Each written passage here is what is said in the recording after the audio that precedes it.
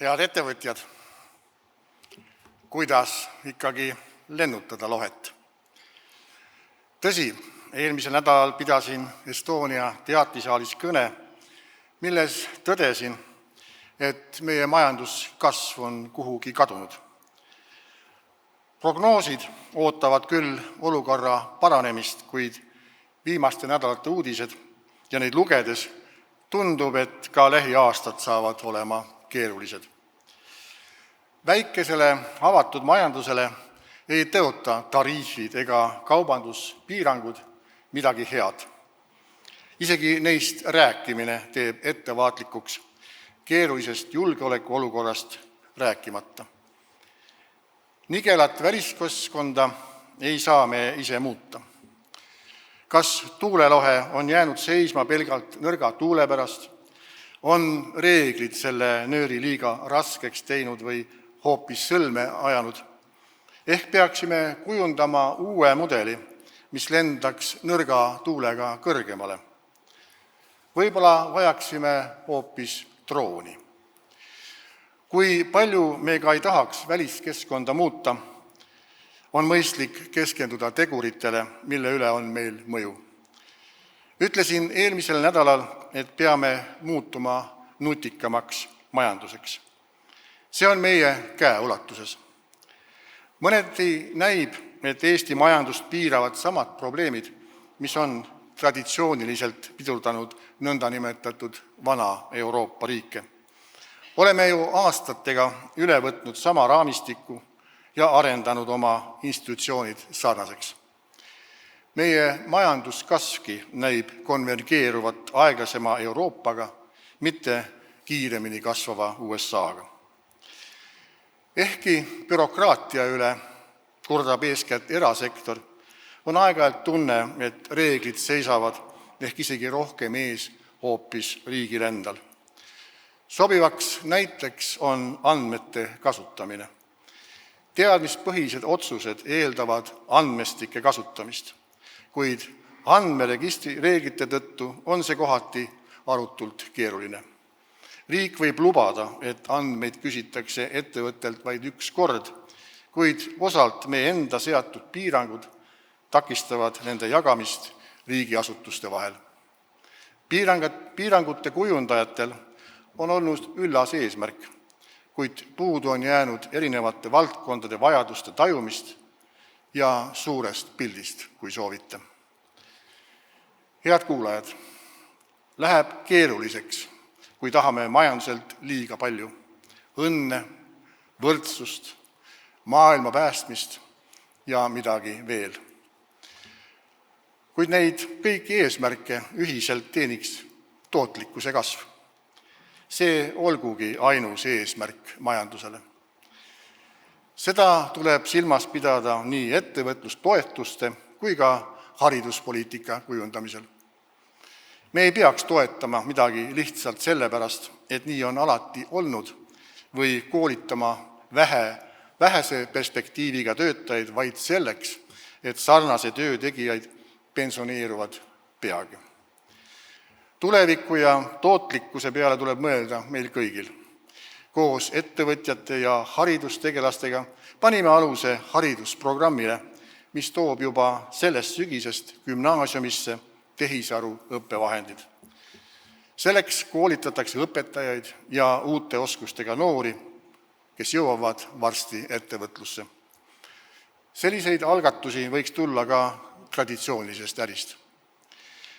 Suurem osa tootlikkuse võtmetest ei asu poliitikute ega ametnike lauasahtlis, vaid erasektoris. Eestil on hea võimalus arendada teadusmahukaid ettevõtteid. Iduettevõtete buum andis paljudele kogemuse rahvusvahelise ettevõtte kasvatamisest. Tänu sellele on Eestis ärimehi, kes teavad, kuidas rahastada kiiresti kasvavat firmat, ja rahvusvaheliste tehnoloogiaettevõtete juhid on mõneski meist telefonikõne kaugusel. Nägin seda ise, kui töötasime Eesti ärimeestega välja tehisaru koolidesse viimise võimalusi.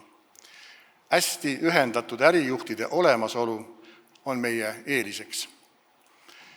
Teadus avastuste ärisse jõudmist annaks kiirendada.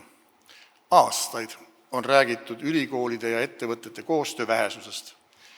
Nii nagu ülikoolidesse on tarvis inimesi, kes mõistaksid äri, vajame ka ettevõtetesse juhte, kes räägivad teadlastega sama keelt. Vajame tehnoloogia juhtimise oskuste arendamist. Teadusavastuste toodeteks ja kasumiteks tegemisel ei pea Eesti ettevõtted piirduma pelgalt kohalikes ülikoolides avastatuga, vaid võiksime võtta üle ideid kogu maailmast. Meil on häid iduettevõtteid, mis on seda teinud, aga maailmas on veel väga palju ideid, mille just meie võiksime kasumiks muuta. OECD koostatud analüüs juhtide oskustest näitas, et tehnoloogiaoskustelt ületavad Eesti juhid küll Ida-Euroopa keskmist, kuid Skandinaaviast jääme pikalt maha. Parandagem seda. Teadusavastuste toomine ettevõtetesse on siiski vaid osa innovatsioonist. Tootlikkuse tõstmine pole vaid teadusmahukate ettevõtete kanda. Suur osa innovatsioonist sünnib igapäevase töö käigus. Oluline on, et töötajad julgeksid ja tahaksid katsetada, selleks, et oma tööd paremini teha. Ning sama tähtis on, et juhid looksid selleks võimalused ja ettevõtte kultuuri, mis ei pärsi uuendusi ega teistest erineda julgevaid ideid. Teaduse ettevõtetesse toomise ja nupukate töötajate kõrval peame tagasi tooma oskused saavutatust lahti lasta.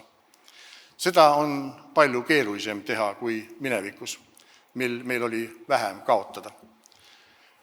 Samas on tõsiasi see, et kõik ettevõtted ei suuda uueneda ja kõik äriplaanid pole jätkusuutlikud. Oleme võib-olla püüdnud kriisides majandust liiga palju paigal hoida.